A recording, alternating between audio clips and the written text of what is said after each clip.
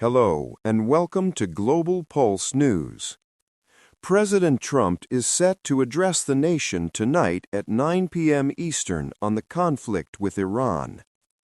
White House Press Secretary Carolyn Leavitt says the president will provide an important update, though she offered no further details. The address follows remarks from the president on Tuesday, in which he predicted the war would be over in 2 to 3 weeks. Quote, "We'll be leaving very soon," he told reporters, adding that gas prices, in turn, would come tumbling down. When asked about the blockade at the Strait of Hormuz, a choke point that has cut off 1/5 of the world's oil supply, Trump shrugged off the crisis.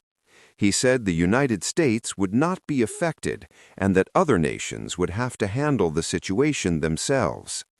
They'll be able to fend for themselves, he said.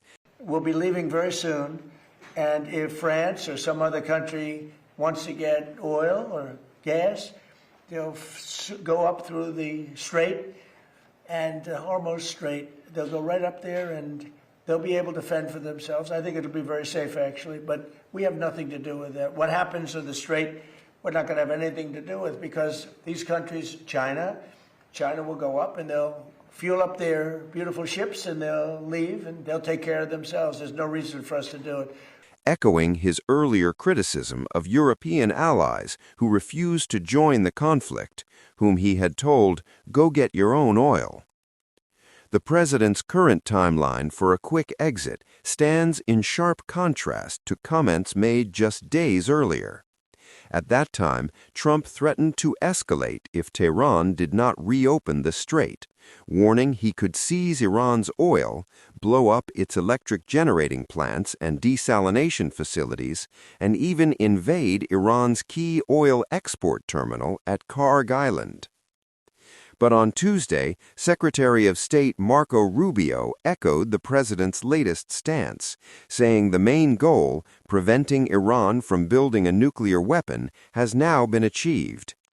Rubio also sought to clarify the administration's war aims, listing them as the destruction of Iran's air force, the destruction of its navy, the severe diminishing of its missile launch capabilities, and the destruction of its weapons factories. Notably absent from that list, regime change, a goal the administration had touted in the past. Earlier this week, President Trump claimed regime change had already been accomplished, but Iran remains a hardline theocracy led by the son of the previous Ayatollah.